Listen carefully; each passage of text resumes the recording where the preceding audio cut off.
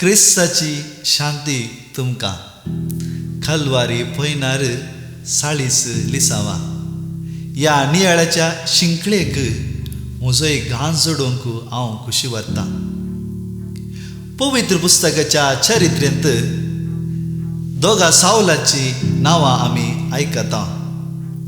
एका सावलाची जिणी दुरांत आनी एका सावलाची जिवीत जैताची वाट.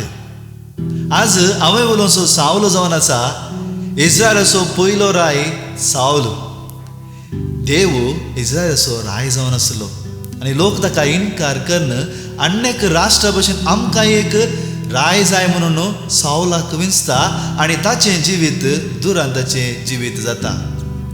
सावलाची चरित्रां खंयच्याय एका शतमानांत घडली तरी ती आज आमच्यांत शतमानांत ती परत घडटा आनी आमकां एक जागवण दिता.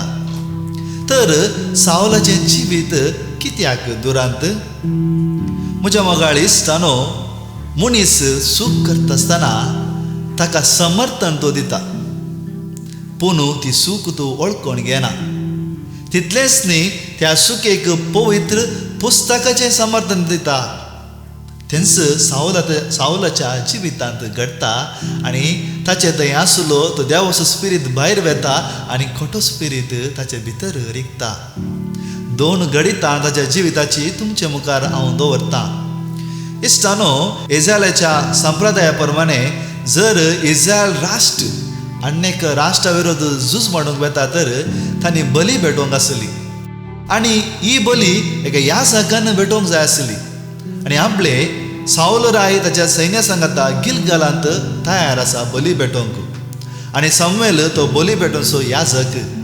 पूण समवेल येवंक गळाय करता आसतना सावल राय कितें करता?